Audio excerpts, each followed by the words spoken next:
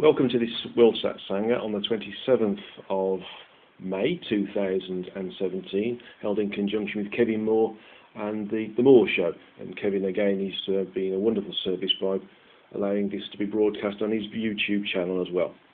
Okay, we've got quite a lot to go through today, and I've got lots of questions, including the agenda I've got in front of me and the meditation as well. So let's carry on. Again, but for those of you who've joined us for the first time, thank you very much for joining us and being part of this community. And for those of you who are continuing to be part of the community, thank you for your dedication. Okay, so let's go to the agenda. First talk is about what the mechanics of incarnation are. And there's a couple of questions here. Why do we incarnate, and really what's the point? Then there's a group of questions from some of my participants, and some of them are really deep-seated and deep searching questions. So I'm grateful for those because they challenge me as well. And most of the information, by the way, is channeled information straight away. So I end up going into a different place to get the information. And then we go to the meditation at the end, which is a meditation to connect to the formlessness of the multiverse, because the multiverse in its structure, although it's part of the source, which is ultimately part of the origin, is by definition formless, and its structure that is there for us to use, that is structured, the rest is formless structure, so to speak. Okay, so let's go to the first part of the talk. So the mechanics of incarnation. Well, basically, I'm going to give you a PDF file that the wonderful lady who transcribes this broadcast will add to the transcription itself, so that you can get more detail. And that PDF file is an abridged version of some information that's out of my sixth book, The And Dialogue. So it'll help to understand a bit more. So it's a bit more detail than that. But in general, we are sentient energy, and as sentient energy, we seek to progress on behalf of that entity which created us, which individualized us for itself, and we are individualized units of source or individualized units of God. And so it created us to allow us to accelerate its own evolution, if you want to call it that, its own experience.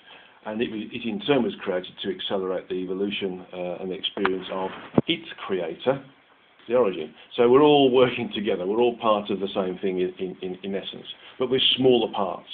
And one of the ways of really accelerating our evolution is to experience difficulties or hardships or challenges, is a better way of saying it. I mean, hardships is something that a lot of people, spiritual people, say that we have to endure while we're here, and a lot of other people say, well, why do we have to experience hardship? but in essence, being incarnate is hard work.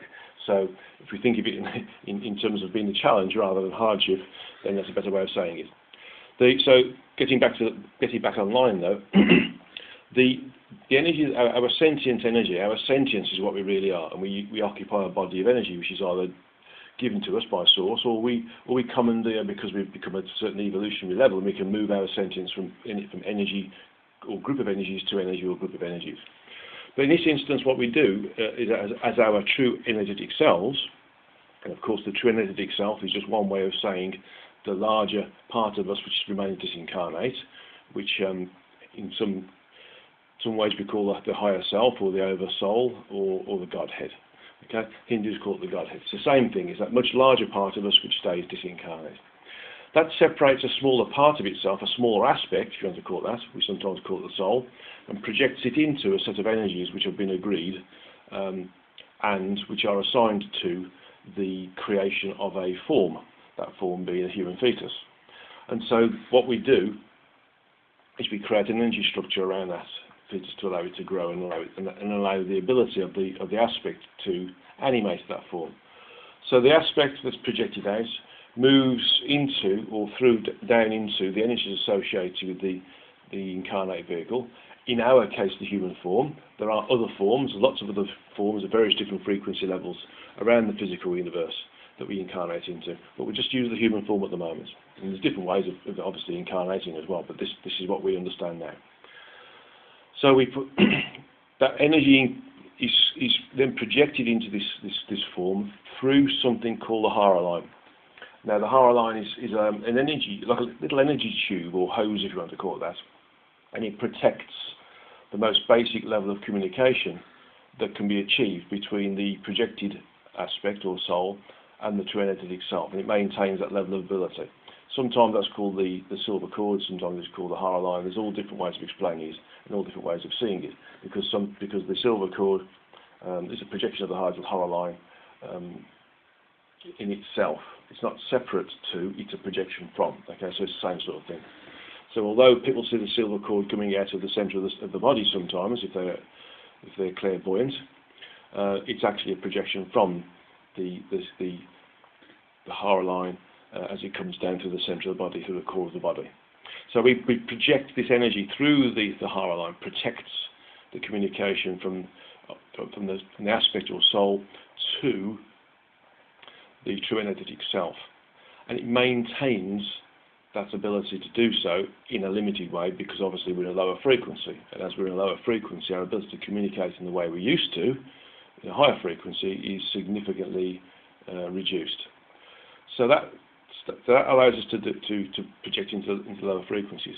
Now there's 10 frequencies associated with the incarnate vehicle, of which 7 we're aware of, but the description of those, the use of those, or the overall descriptor of those is not totally understood.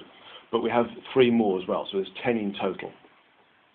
So there's 3 gross physical, additional 4 spirituo-physical, and then there's 3 purely energetic. And these top 3, the 8th, 9th and 10th frequencies, excuse me, they are there to allow this sort of step-down function between the frequencies that we come from, the higher frequencies that the true energetic self is in, and the human form, the incarnate vehicle.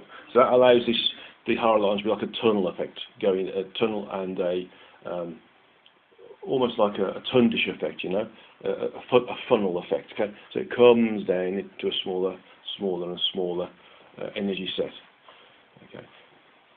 The point of being at the 8th frequency, it starts to enter into the vehicle, the human vehicle, in an area close to, but not through, the crown chakra.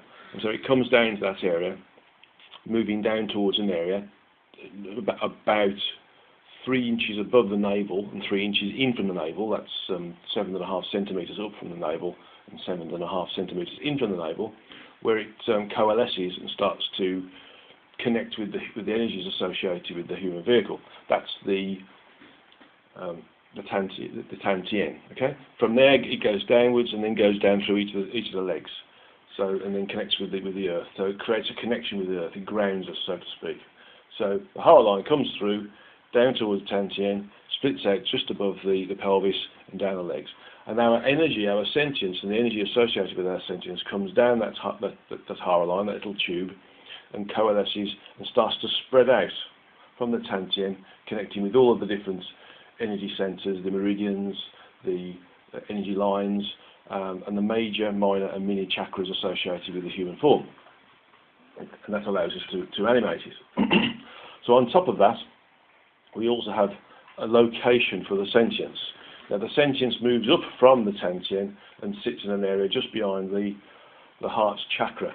And this can be identified as being the soul seat. Barbara Brennan called it the soul seat, and that's basically where our sentience sits. So it's a rather apt descriptor.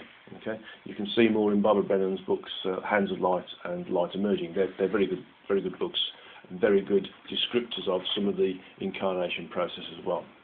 And so that's the mechanics of it. We project this energy down, we connect with the energies, and we animate the human form. And over the next 7 years, from the fetus being conceived, and the energies associated with the aspect, the projected aspect from the true energy itself, linking in with that form, there is continuous growth of the fetus, from birth as a baby, and then its growth from being an infant up to being a junior, to being a young adolescent around the age of 7. And these 7 years is quite important, because that is where the aspect of the soul starts to integrate more with the energies associated with the human form that is going to be used for experiencing this particular flavour of physicality, so to speak, because we create everything we create around ourselves. Everybody assists in the creation of what we're experiencing, because it's a different way of experiencing the lower frequencies and how we interact with those lower frequencies in terms of our environment, and those individuals who are also interacting with the environment and interacting with us as well. So it's all part of the experiential and the evolutionary process. But over those 7 years, the connection between the aspect and the body starts to grow, starts to become more interconnected, and the aspect becomes more immersed in the incarnation, and the creation of the ego becomes more dominant as well. I'm thinking that I'll probably send another PDF as well with a small or a short, I should say, not small, article that I wrote about what the ego is and how it affects us to help out with that. It's very important. So that's how we incarnate with the body. That's the mechanics of it. We use the human body basically as a means of experiencing, in this particular part of the physical universe, the environment that's created by the lower frequencies of the multiverse. And we all work with interacting with each other to experience how we interact with each other in these particular low frequencies, and how we interact with the environment in these lower frequencies, and the different ways in which we can interact, different ways in which we can interact with individuals and the environment. And that's the sort of whole reason for it. And the energies associated with the human form are very sort of particular as well, because the first three frequencies are what we generally tend to see with the human eyes, or the culmination of it is anyway. And so we have the first three frequencies deal with the gross physical, that which we can see with our current sensory perception. And then the next four are associated with the spiritual physical, that which is still physical but beyond our sensory perception. It's what they call it. Sometimes it's called the astral, but people think that the fourth level is the astral, but actually my understanding, the next four levels of the astral. So we've got the lower astral, the upper lower astral, the lower upper astral, and the upper astral beyond the seventh, and then we've got the three energies above that as well, acting as a step down, or the funnel and the tunnel function. Okay, so we sort of, if you like, we sort of don this suit of clothes, or don this biological robot, energetic biological robot type of thing that we control, this environment suit, if you want to call it that, to experience what's happening here. So what's the whole point of this? Well, it's very simple, and I think I've alluded to this as we go along. Why do we incarnate? What's the point?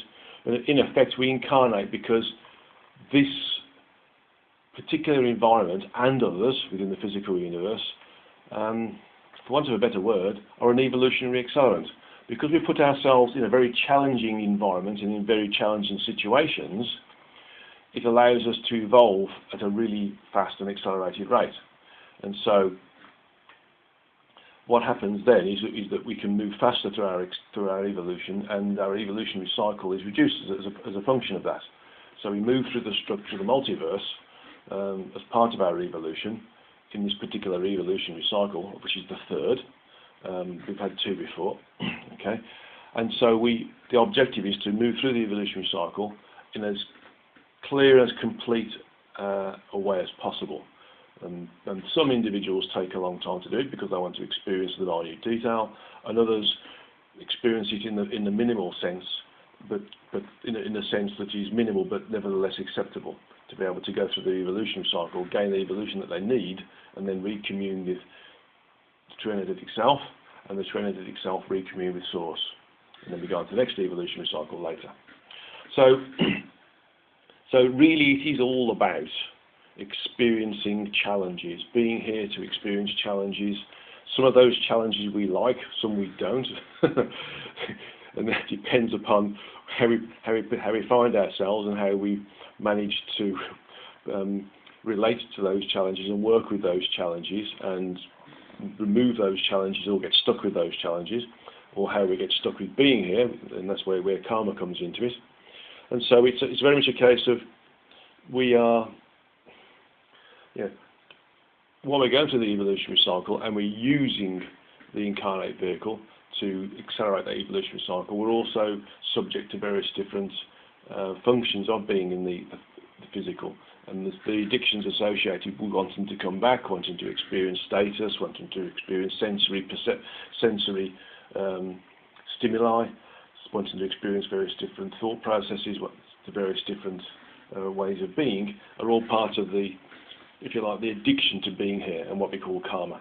Okay, and it's only when we go through those addictions and we can be here but not be of here, i.e. we experience things in a detached way, still being responsible for our responsibilities, and then but are able to move on very, very quickly.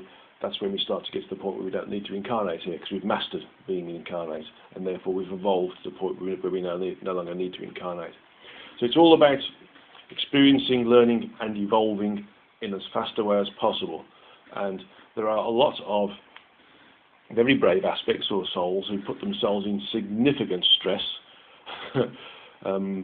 You've seen some of the, or you've heard of some of the stories of people going from rags to riches, or from various different states of being on the wrong side of the law, for instance, and then becoming very prominent citizens and doing a lot of good work.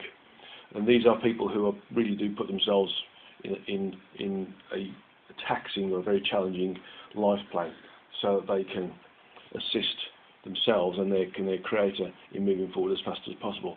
And it's not, and a lot of souls that do this, and lots of souls don't quite come out the other side, and they have to take a few lives to sort themselves out and perfect the particular type of life, the life plan that they're trying to experience as well. So it is hard work, but it's all about evolving. It's all about experiencing, learning, and evolving. That's the whole point of it. Okay, so there's a bit more. I'll make sure I send the article on the ego, what that means, and I'll also make sure that I send the article on, or the extract from the Andalas as well, to help with that, because it's important to know, and it actually gives us quite a lot of consolation and consoles us to understand what the point is and why we experience things that we classify as being not nice or horrible versus nice things. And before I continue on with the questions now, I think it's important to understand that we can't just experience one particular angle on things. Okay, people say, well, what kind of a God have we got if it lets us experience pain or problems or ill health or lack of money? And the answer is, we've chosen it. and the whole point is if we had just wonderful health, long life, delightful families, lots of abundance in terms of family, friends, and fortune, and we had that in every life, we would not really be experiencing the whole gamut of possible experiences that could be here as well, and all the different parallel experiences that come with those by the invocation of event space when we have different decisions to make. So we have to experience every aspect of existence, of any form of existence, to be able to say that we've mastered it and understood it. Okay, so that's why we don't just get good lives all the time. We choose to have what we have, and so if we want to blame somebody, we should blame. We should blame ourselves. But we shouldn't blame ourselves. We should just get on with it and do it, and make the best of what we've got, and be successful in this particular incarnation, rather than having to spread it out over a few incarnations, which is what normally happens. Okay. Oh, excuse me. I appear to have a bit of a frog in my throat. Okay. So let's have a look at some of these questions then. There's quite a few questions here, and I'll try to read them out. They'll be part of the transcription anyway, so you'll be able to see them as well as hear them. Okay, so I've got a little friend here, one of our little cats has decided he wants to take part as well. Okay, so the first question is from the lovely lady who does my transcriptions, and she's got two sets of questions given at separate times. But the first one is, what's my take on the so-called shamanic soul retrieval, or soul fragmentation, or soul loss? And some background to this, and it goes like this. Shamans believe that whenever we suffer an emotional or physical trauma, or part of our soul flees the body in order to preserve the experience and goes to a non-ordinary reality, where it waits until someone facilitates its return, the types of trauma could be caused by soul loss, including some kind of abuse, which could be for instance, sexual, physical, or emotional, or an accident, or being at war, or victim of a terrorist attack, acting against our morals, for instance, or being a natural disaster, such as a fire, a hurricane, earthquake, or a tornado. Other things like surgery, addictions, divorce, or the death of a loved one also could be part of it. And the shamans say that the soul part that left usually does not come back on its own. The soul might be lost, or stolen by another person, or doesn't know the trauma has passed until it's safe to return. In psychology, this is called disassociation. But they don't talk about what disassociates and where the part goes. It's just really going on in these situations, in my view.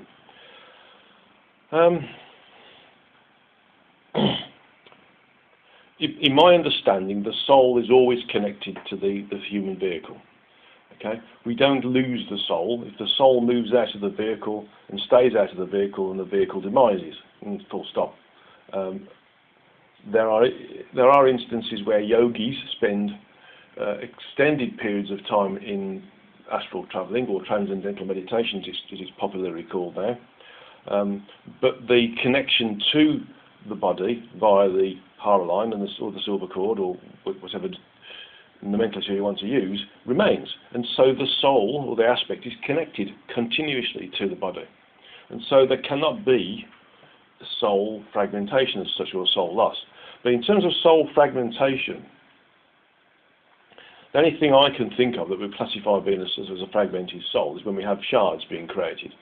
And so it's not actually a fragmentation, but it's a designed by ourselves function of individualizing a smaller part of our sentience and assigning it to another form to experience a parallel condition, not parallel in terms of event space or a parallel universe or a parallel experience, but an additional experience to help with understanding different things concurrently. So that's what I would classify as being soul fragmentation.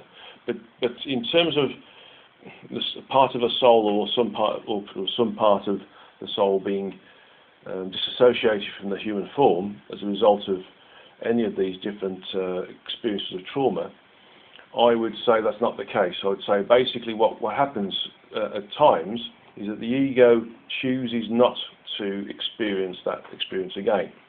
It classifies it as being traumatic and decides to forget it. And the only potential way of getting that back would be through some form of healing, and you may well call shamanic soul retrieval as a form of healing, and or some hypnosis technique. So really it's about disassociating the experience with the individual and locking away that memory. It's still there, and it's still recorded by the true entity itself, and it still can be accessed by us if we decide to access it later. But in essence, it's something that we don't want to face or don't want to cope with, and so we lock it away. And it's more of a psychological function brought about by the ego than it is an actual function of the soul being, some part of the soul being lost and in some limbo state, or in an alternative state of reality. I think there's been some confusion with a lot of this stuff, and I think that if there was sort of a need to retrieve aspects of souls, it could be that if there's an individual who has entered into, for instance, transcendental meditation or astral travelling and is needed back, and one of the ways of getting that person back is to have somebody else with the same skill go and retrieve that person. So that could be called soul retrieval, and that happens quite a lot, and used to happen quite a lot in India, where there was people who spent dramatically long amounts of time in their astral travelling or transcendental meditations, and they were so happy in their sort of energetic environment that they didn't want to come back into their physical environment, and so we have a situation where they're supposedly lost. Okay, and therefore they need to be retrieved at times. At times when it's important, but that would be done by somebody who can do the same thing, have the same function. So I don't think it's fully understood. I think the understanding is a bit A bit flaky, to be honest, a bit misunderstood. It's simply a case of a memory not wanting to be relived, from my perspective, and the instance of soul fragmentation is to do with having a shard, or even a sub-incarnation. That's another way of saying there's a soul fragmentation, but they're not due to trauma. They're due to a planned action by our aspect. Okay, that's a good question. Next one is from WP.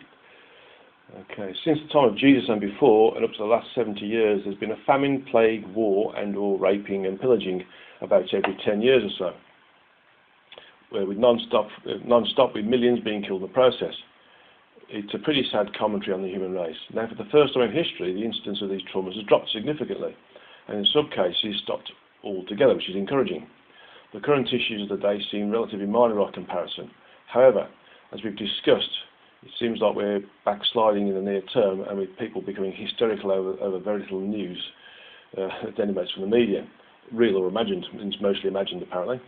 So people have become news or politics junkies, surrendering their personal sovereignty in the process, expecting politicians to save them. This doesn't bode well for the future.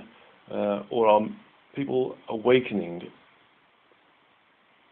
Then it's apparent who will break the end of this bankrupt mentality. Okay, I'll say it again, so I think I've read it wrong. Or are more people awakening than is apparent who will end the break in this bankrupt mentality? Yes, as I was reading that, I started to feel that there are, in essence, significant levels of triangulated ascension happening, where triangulation happening, where the work of individuals in the spiritual sense is affecting others all around us, and so they get pulled up the frequencies as a result of the work of others, a natural function, and eventually they get to the point where they do start to awaken. They do start to realise that what they're doing, what they're participating in, and what they're liking is suboptimal, so to speak, and isn't particularly enlightening, and isn't assisting them in their own evolution.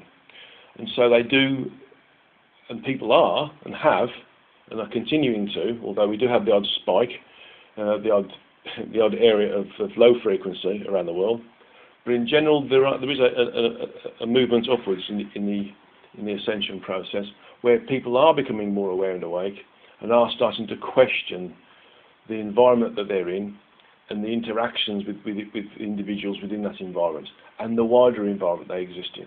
So basically we are starting to come out the other side, but we do have little areas of low frequency. For instance, in the UK, recently in Manchester, we had a suicide bomber go to a pop concert and blow themselves up and kill and seriously injure a large number of other individuals. And again, this is a focus on two things. One, it's an act of low frequency, and the other thing is it's on the positive side. It helps to bring people together and realise that these sorts of things aren't good. No matter what religion you're from, or what persuasion you're from, or what thought process you have, everybody realises that this isn't a justifiable action and justifiable thought process. So it has two things. One, it has a function in terms of it illustrates we do have locally low areas of frequency, but also there can be positive parts and positive things come out of it as well. So yes, and the fact that we are getting positive results as a result of some of these atrocities is illustrative of the fact we are moving up the frequencies. So that's a very good question. Thank you. Next one is, when I talk about being aware and awake, this is US again, the lady who does the transcriptions. When you talk about being aware and awake again, how do I define those terms in more practical terms? What is awareness versus awakening? Is there a basic awakening followed by a series of deeper awakenings? Is awakening just the beginning of the enlightening process? Does it ever stop or reach a limit for an entity, like an aspect or soul, or true energetic self or higher self? Well, awareness and awakening is something which is attributable really to the incarnate aspect or soul. And as a result, it's all about us realizing that we are something more than we are, and that we should start to become less immersed in our incarnation and more, for want of a better word, immersed in understanding our greater reality and the environment surrounding that and the individuals within it. So, so awareness is a function of awakening, if you want to call it that. It's almost the first start, where we start to understand that there is something beyond what we are as the human body. Now, when we incarnate, the ego is created as a function of the almost total separation of the aspect energetically from the true energetic self. So the ego is created, creating an individualized personality, which associates itself entirely with the human form. But we do get to the point where we start to become aware of a greater reality as a result of our work, our evolution, and our ascension to the frequencies and our evolutionary condition. So we become aware of more things. We start using intuition, we start to trust the intuition, we start to become more capable in what we're doing. Okay? So, as a result of that, we start an awakening process. An awakening process is, I'm going to say, similar to enlightenment. Enlightenment is a function of awakening, where we get towards the enlightened state where we're able to connect with Source, disassociate our consciousness with the body, human form, and move around the greater reality at will, without relating to and communicating with other entities, disincarnate or incarnate, to be able to allow us to, for want of a better word, experience more of what we are part of. And so the awakening part is understanding and experiencing aspects of that greater reality at various different frequential states associated with our ascension through the frequencies whilst being incarnate. And so we start to become more awake, more aware. So awareness is the start, but so it's a bit of an iterative loop here. The more we're awake, the more we're aware of what's happening around us, and therefore the more we become awake, until we eventually get to this part of this point where we are able to not only, if we're dedicated, master the environment that we're in and master the human form, but also choose when and where to disassociate ourselves with the human form as we want to. Because we've reached the enlightened state where we are in total communication with Source and true energetic self. And so we just use the human body literally like we use a motor car. We move in and out of it when we want to. The wider environment is the environment outside of the motor car. The limited environment is the environment within the motor car and the driving around the roads. And so we use different vehicles, and we can move through different vehicles if we wanted to. We can choose different vehicles to experience multiple things. So really, the enlightenment is the very end of the awareness, awakening, awareness, awakening, awareness, awakening, iterative loops, and that helps us to move forwards.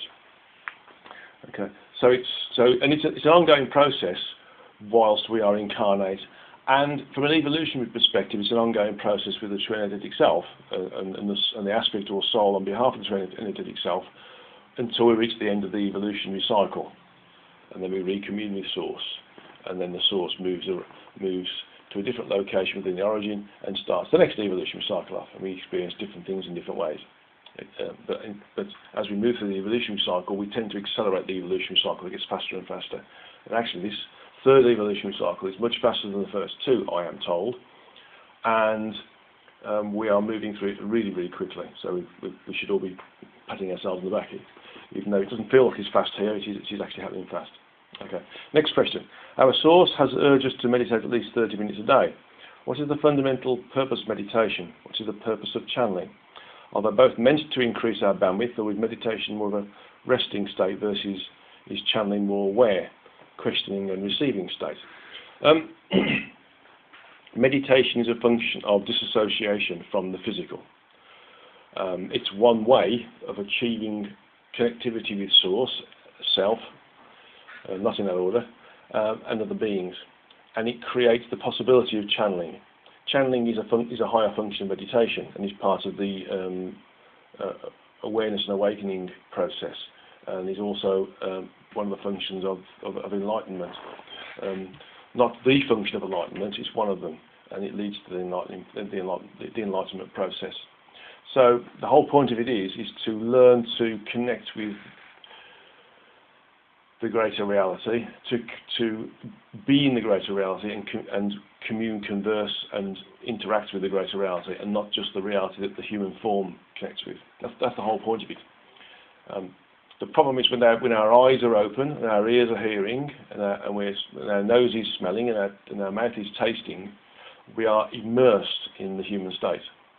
And so we are confused by that state, and if you want to call it that, completely confused to the point where we are in the full belief that we are the human body. So we need to move ourselves out of that zone. And meditation can get us there. When we get to being an enlightened yogi, so to speak, or individual, we're able through meditation to turn off the senses, so we can enter into a complete state of solitude. So no amount of noise or visual interaction will move us out of that state, and that means that a good yogi can meditate with their eyes open. And if you look at a lot of the old religious paintings, you'll see that a lot of saints have got their eyes pointing up towards their third eye. That's because they're in samadhi, or they're in a state of enlightenment or awareness whilst they're incarnate, and that illustrates to me that the individuals who are painting those images understood that these people were in communion with Source all the time, or God all the time, because their eyes were pointing towards the third eye, and that actually, although they were here, they weren't of here, and they were communing with a greater reality at the same time. So it's a function of switching. It helps us to switch off our association with this particular environment and our human forms, and helps us to move through the possibility of channeling, which is sort of a lower function, if you want to call it that, in terms of the communication with that greater environment and the beings within that greater environment and the greater reality. Okay. So next question is, are human beings meant to reach a point of emptiness where our journey as seeker ends, where we have no more questions to ask? As human beings, yes. At some point, I wouldn't call it emptiness, I would call it full understanding. And at that point, we don't need to incarnate anymore. The need to incarnate disappears, and we have become a very complete individual.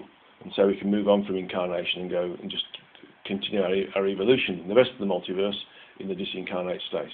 There's something else to this. It's that we're meant to continue to expand our thought processes to the higher and higher levels. What is the ideal for an aware or awake human being? The idea, well, actually, we are, for want of a better word, continually expanding our thought processes to higher and higher levels to the point where we don't need to incarnate. That may take various different incarnations in its own right, but in essence, what we have to do is do the best we can in this particular incarnation. And if we can reach a state of enlightenment in this incarnation, then we can shave off the need for a lot more incarnations to assist in our evolutionary progression. And so we can reduce the number of times we need to incarnate, and we can ascend and evolve faster. So what is the ideal for an aware and awake human being? There is no ideal. It's total enlightenment. That is the ideal, really. And when we've got to that point, we no longer need to be here. And we can choose to stay and help others, or we can choose to move onwards and look after ourselves, so to speak, in our own evolution. There are those who decide to stay here and help others and help them strive to become more aware, awake, enlightened in the process. Okay. Some of these questions, by the way, have come through my lovely transcribers referring to the books by Rick Wyman, Awakening to the Veils. There's a lot of commonality between individuals who are speaking the truth or know the truth. And so what happens is that we get the possibility of the truth coming out, but through the right channel, so to speak. And so individuals who are working with and are capable of understanding and broadcasting the truth in an unabridged, or in a way that we can understand it, are able to do so. And there will be commonality between them, not through collusion, but through the simple fact that what they're dealing with is the truth. But they will be dealing with it from different angles, maybe, or different levels of truth, or different parts of the truth. Okay, so next question now from JM in H. I'm putting H means the location within the states. H. Okay, so it's JM in H. I'm absorbing deeply on the second reading of Anne's book, the Essay Down Dialogue, and hope she's at least somewhat aware of the profound effect her book is having on me and others. From what I can gather, asking this question, she's highly delighted that the book is being as successful as it is. In terms of the sales in the first 6 months, it's from my perspective, it's my best seller so far, and it's looking to do really, really, really well. And it's providing a lot of additional knowledge for people, and it's bringing consolation as well, which is lovely. I'm delighted to have had it published in the first place, and I'm delighted it's being used, and people are referring to it and understanding it and concurring the information as well. So I'm really pleased about that. So the question is, the long paragraph on page 202. I am somebody who does do long paragraphs, by the way, and long sentences. Covers the multiple factors that an aspect has to consider before incarnating: education, health, longevity, peer group, career, pastime, service, evolution, opportunity, difficulty, chance of success. So all the factors that are familiar with and ring true. But the last factor is different: the number of parallel existences that can be utilised in order to maximise the evolutionary opportunity. The question is, I'm aware of parallel existences, and this concept is so various with other factors. Are my parallel existences taking place behind my back, so to speak, or are parallel existences a routine part of incarnate life, as are all the other aspects listed above? Is it possible that I, this is the questioner, have no parallel existences? Should I have awareness of my parallel existences? Do most human beings have parallel existences going on? And how do these existences affect us? When we do choose the way in which we incarnate, and the location we incarnate, and the family we incarnate into, and the vehicle we have, we do look at the number of times we can do parallel conditions as well. Obviously, parallel existences are created through the invocation of event space. And event space is invoked through our decision process, our ability to decide one direction versus another, or the possibility of deciding, or the possibility of deciding, or the possibility of possible possibilities of deciding.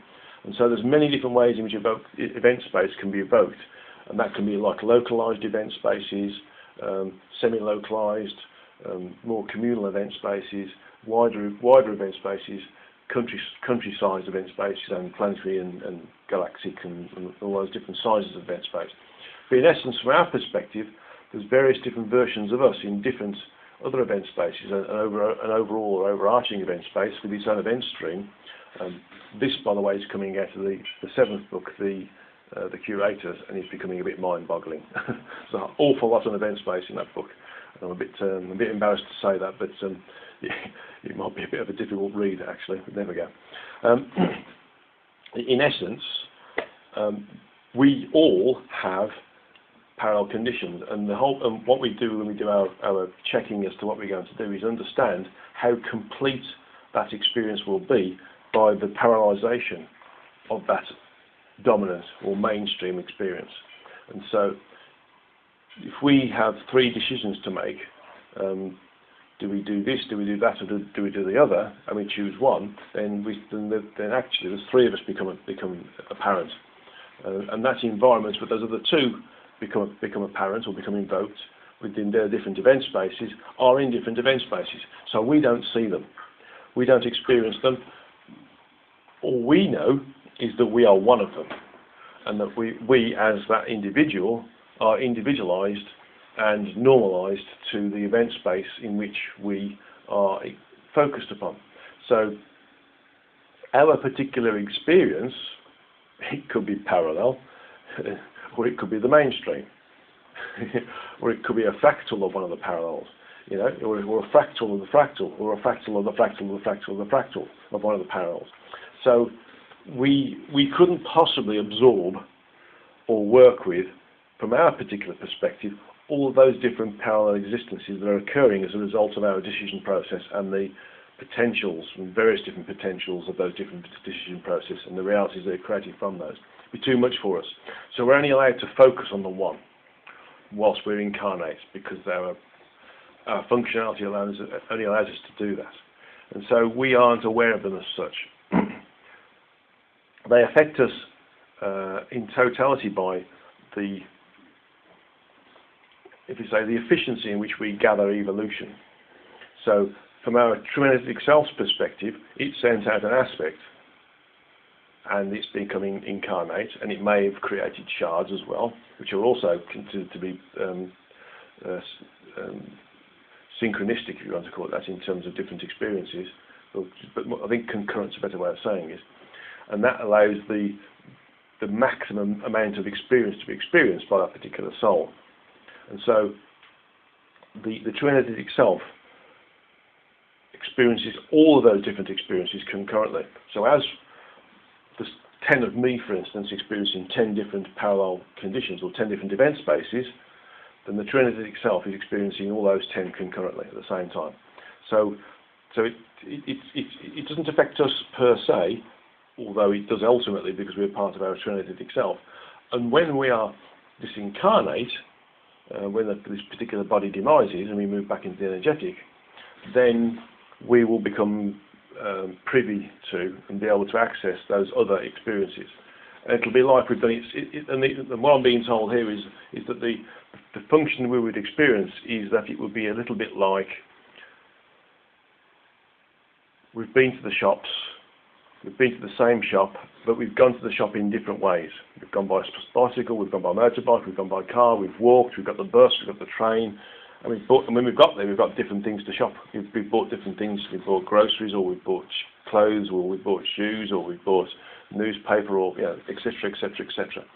So all of these different things occur as a function of the parallel conditions we find ourselves into, and our true energetic self and us as an incarnate being experience in different ways. We experience ours singularly, but when we disincarnate, it's like we've experienced different ways of going to the same place, or different ways of experiencing different things, or we've realised that we've been to various different places at the same time, where we've gone, oh, okay, well, at that point in time, I went to the cinema, I also went to the gym, or I also went to see my friends at home. You know, we get all these different memories that are all there, but they've all occurred in the same space. Okay. So everybody's doing it, and it's difficult for us to. But I do have one individual. It was one of my students in India, who was in the unfortunate position, or fortunate for some people, but unfortunate for him, of moving between these different realities of two other versions of himself, and getting lost. Didn't know where. When he was back in this reality, he didn't know where he was. He didn't know what he'd done. He didn't realise what he'd done. He didn't realise what had happened here. He had different memory sets associated with the different realities he went into. So that was indiscriminate movements between those different realities. And so he struggled with that, and I had to do some work on him there to sort of sever that potential link between him and the other versions of him, so that he could only focus on this particular reality and not move around it indiscriminately and unplanned around the different realities. Okay. And this still happens once in a while, but he's largely under control now, which is good for him. It means he can focus on this particular incarnation. Right, next question is from JM in R. Okay. And the question is, I get the strangest sense of a veil of conformity and or control, as if we are so programmed to think small and live in a limited way. At the same time, a glimpse of unlimitedness that is available as we disengage from the frequencies and wavelengths of the so-called normal world. Is there any way to speed up the process other than just meditating, surrendering, and choosing to love instead of fear? So this looks like it's an individualized experience. So it's something that all people who are going through the awakening process to awareness, to awakening to awareness, to finally enlightenment, go through. And it's a case of really keeping on the meditating, keeping on surrendering and choosing love instead of fear, keeping on working on the self, and where possible and where asked, helping others, being of service when you're asked, rather than forcing the service on others, because that can be repelled and it causes resistance. So ultimately, it's best to, for want of a better word, keep doing what you're doing, and if you can, do a bit more.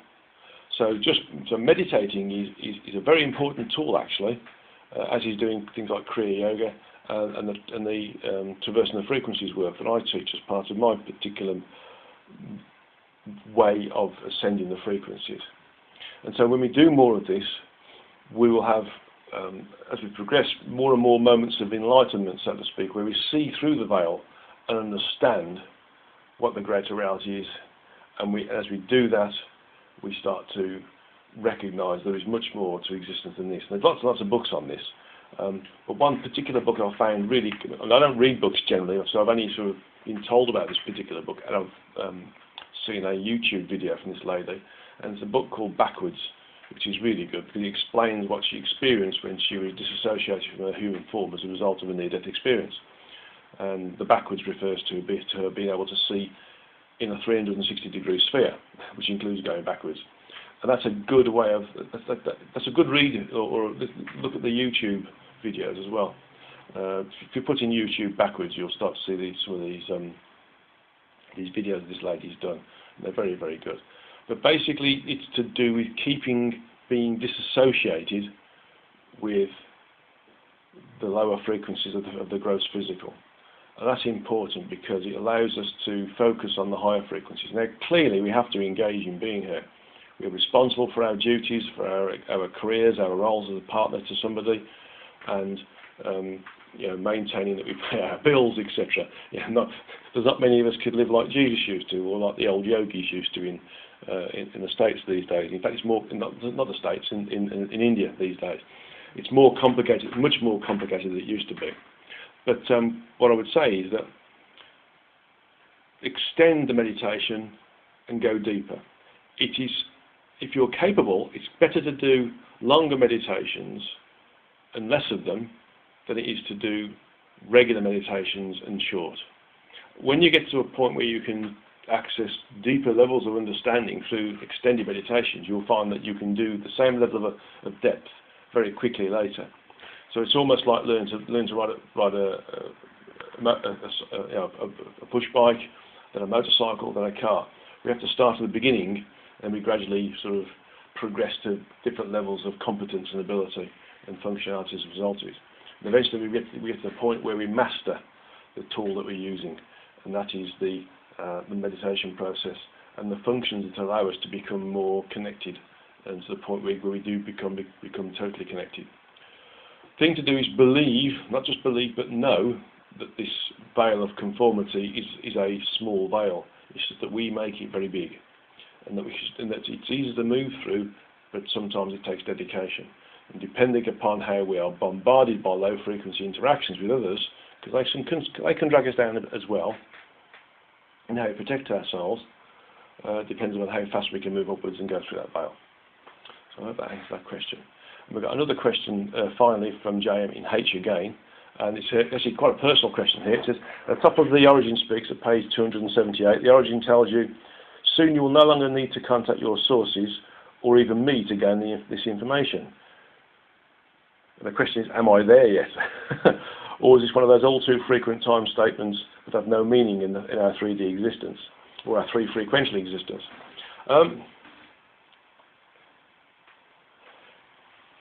In all honesty, I think at times I've gone backwards.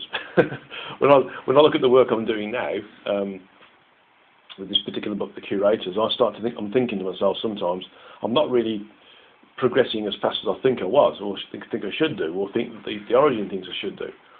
But on the other sense, this could be the ego trying to put doubt into my mind to stop me from moving further, because it knows it will dissolve if I go further up the frequencies. But when I look at it in a different state of mind, there are lots of times when I do get the information and I haven't contacted Source, I haven't contacted the origin, I haven't contacted my true energetic self or any other beings. So am I there yet? I'm on the way, I think. is one way of saying it.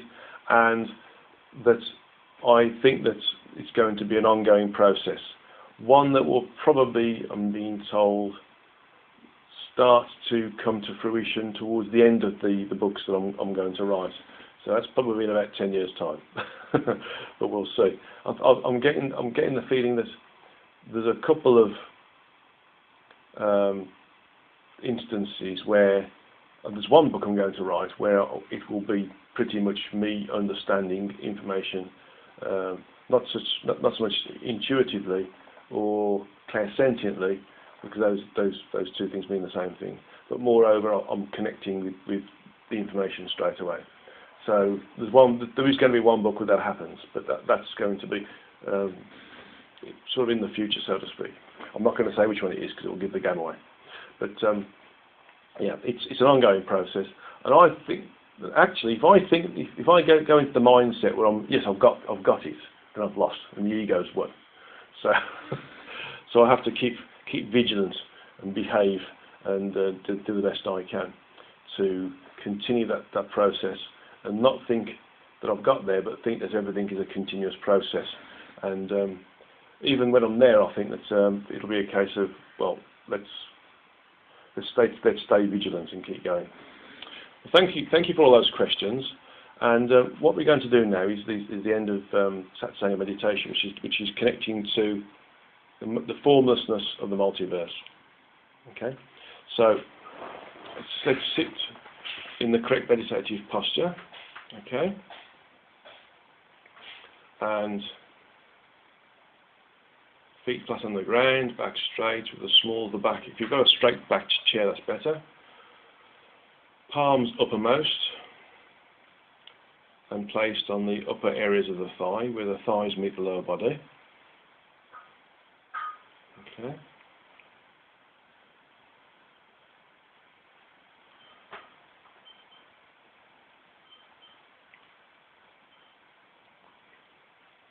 I want you to have your closed eye vision focused on the area of the origin of the third eye, which is in between the two eyebrows and above the bridge of the nose. The third eye is not the third eye chakra. That's a different thing, different components of our energetic body and a different function. So they're different things.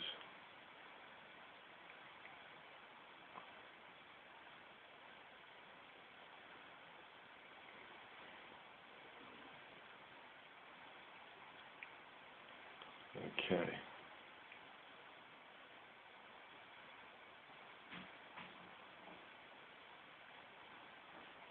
So what we're going to do is just use our hara line, actually, okay, to move ourselves out of our bodies. So rather than using any lift functions we've done with the traversal frequencies in previous satsangas, we're going to use the hara line. So I want you to visualize that the energy that's in your toes and your feet and your ankles move towards the calves of your legs. And that energy moves up from the calves, past the knees, towards the pelvis. The energy that's in the pelvis goes towards the Tan Tien and stays there. The Tan Tien is 3 inches above the navel and 3 inches in from the front of the stomach into the centre of the body. 3 inches is also 7.5 centimetres.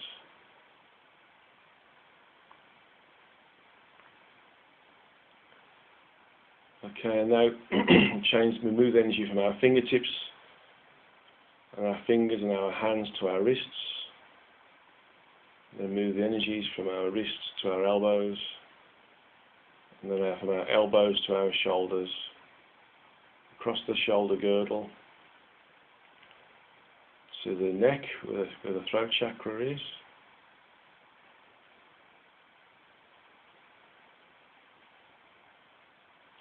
All the energies that are associated with the different minor and mini chakras will also be moved at the same time as we're doing this. And then the energy associated with where we think our sentience is, our intelligence in the head, move that down towards the throat area, joining with the energies of the arms and the fingers and the wrists. And then move the energies down the trunk of the body towards the Tantien as well. So all of the animating energies associated with our human form are now situated in the Tantien, 3 inches or 7.5 centimeters up from the belly button or the navel, and 3 inches or 7.5 centimeters in from the belly in towards the centre of the body. And then finally, visualize an area of bluish, whitish energy which is sitting behind the heart chakra in the centre of the body, moving back down the hara line area and then down to the Tantien. So everything that is us now sits in the Tantien. And now our energy moves up the hara, through the body, past the area where the soul seat is, our sentience sits, up past the area of the throat chakra, up past the area of the spiritual or third eye, and out through the hara, up into the energies past the crown chakra, past the 8th, 9th and 10th energies, and out into the energies associated with the gross physical frequencies that we call the physical universe, past the 11th and 12th, and then outwards and upwards, past the 12th, past the 20th level, past the 50th level, past the 100th level, past the 200th level, past the 300th level, just past the 400th level and stopping on 408. This is the highest frequency within the structure of the multiverse.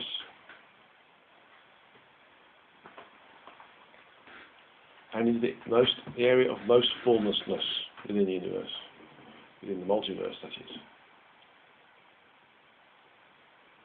From here, just expand your consciousness. Right now, your consciousness or your sentience is a little ball of sentient energy projected up from these low frequencies within the multiverse, right up to the highest frequencies.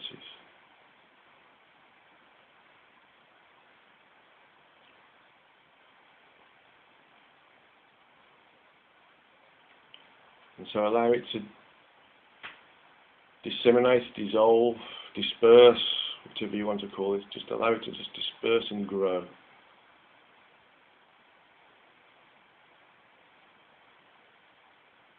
Notice how there's no nebulae, no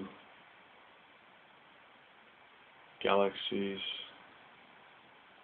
no suns, no planets, no structure at all as we would know it. Just allow yourself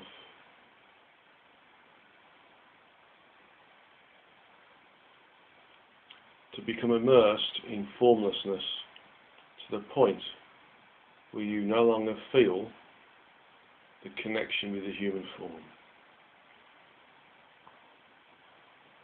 That you are simply floating in a disembodied state.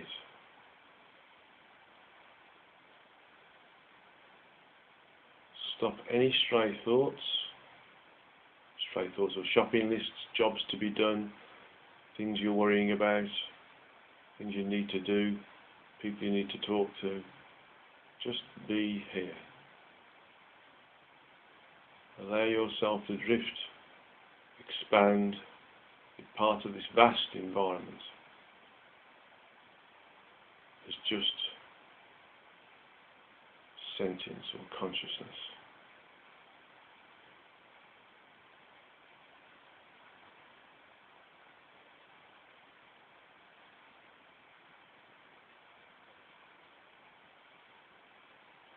Nothing to worry about. You're not going to lose yourself. You're not going to become a disembodied soul or lead any shamanic practices or any other function to get you back. You're perfectly safe. Just allow yourself to become more and more infinite, more and more diffuse, more and more incomplete. And this meditation you can make as long or as short as you want. It's going to be here for a few minutes, but you can make it as long as you want.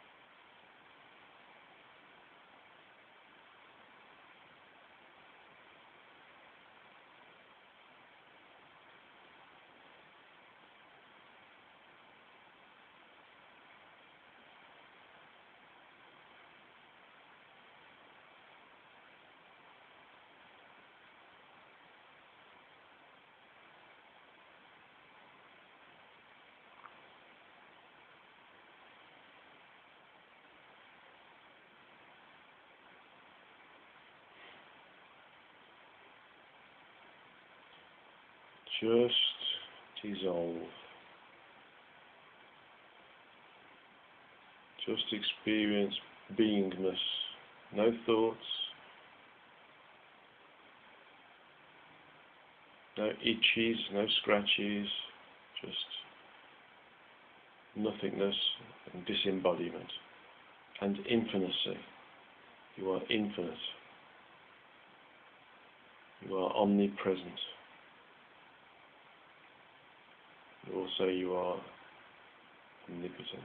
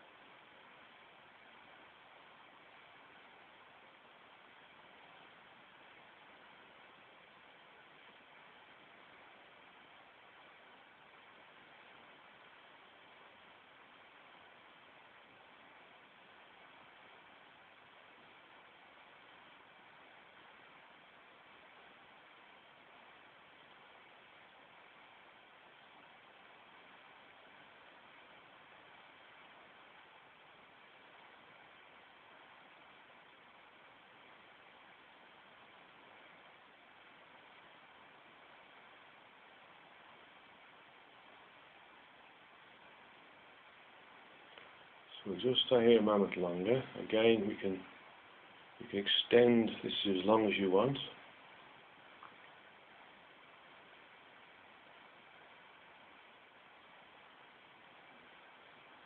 But experiencing the formlessness of the multiverse is what the Hindu yogis want you to do first.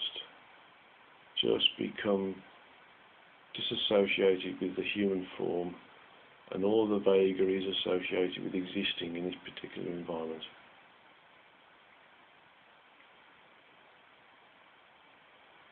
This is one of their most popular and successful ways to gaining awareness and wakefulness and leading towards full enlightenment.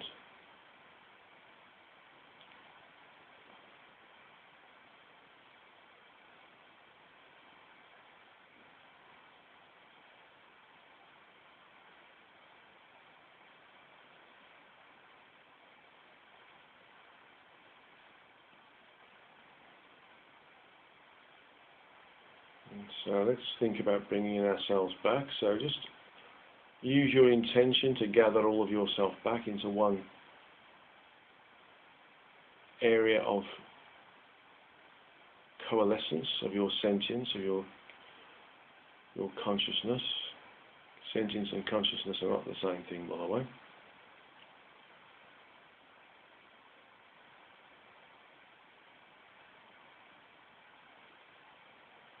Use your mentally spoken words to say that you're bringing all of yourself back, that all of your distributed, diffused parts all come back into one particular area.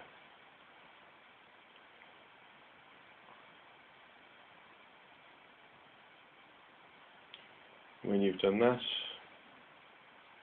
use your intention to come down these frequencies, down from the 408th to the 400, down to the 350th, down to the 300th, down to the 250th, down to the 200th, down to the 150th, down to the 100th, down to the 50th,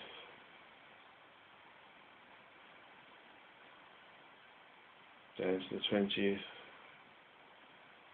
down to the 12th, 11th, and coming back into the energies associated with your human form, the 10th, coming down through the higher line from the 10th,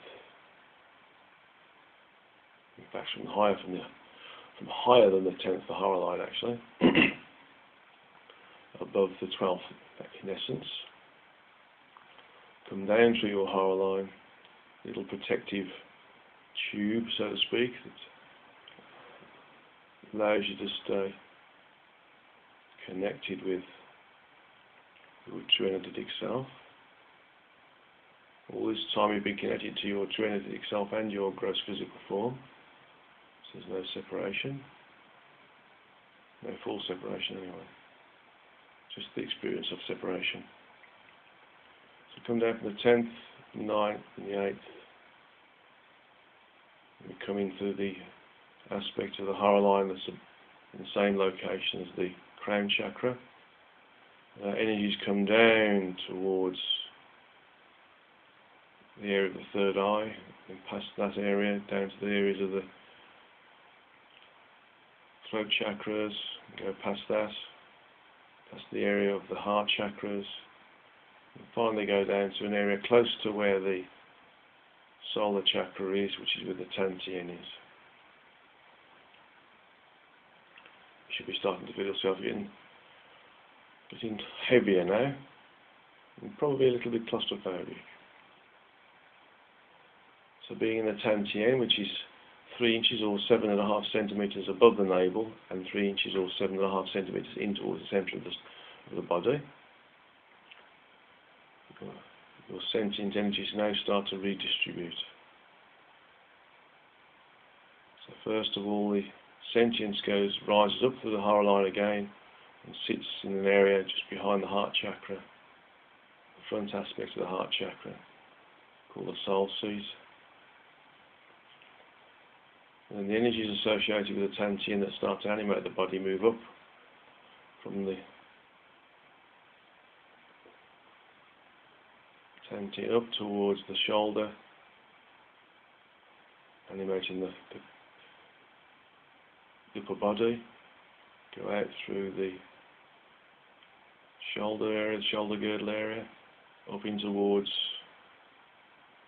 the head, out to the upper arms, the elbows, forearms, wrists, palms, fingers and tips of fingers. So you start to feel your upper body now.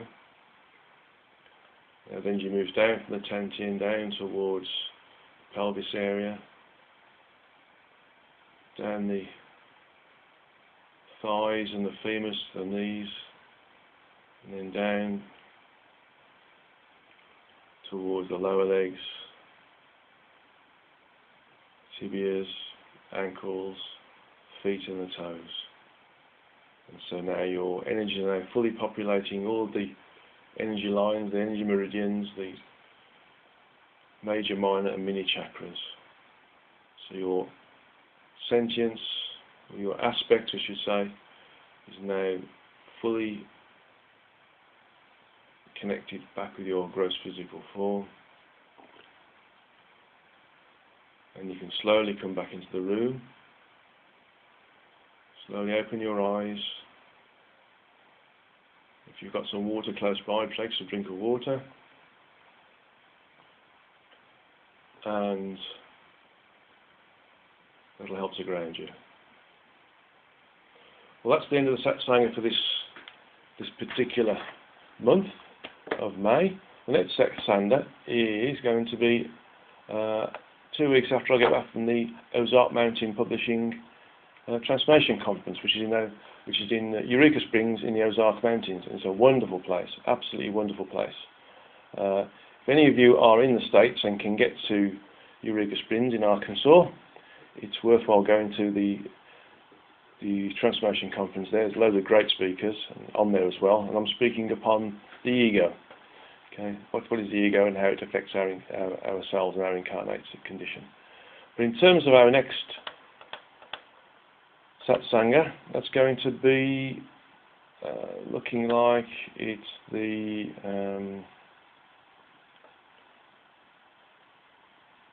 29th, I think, so it's going to be slightly earlier, of June, because I'll be going to Greece after that for a bit of a sabbatical. So it's going to be June, I think, 29th of June, just before. So it won't actually be on a Saturday, although I'll probably release it on a Saturday. So I'll be generating it on the 29th of June, but on the 1st of July or the 30th of July I shall broadcast it. Okay. So thank you very much for participating, listening and doing the meditation of this Satsanga. Thank you very much for your questions, and thank you to Kevin Moore for being a wonderful person as he is and broadcasting it on his YouTube channel as well, and all of his different medias as well. So God's love to you all, Source's love to you all, and looking forward to working with you again next time. God bless you all, and Namaste.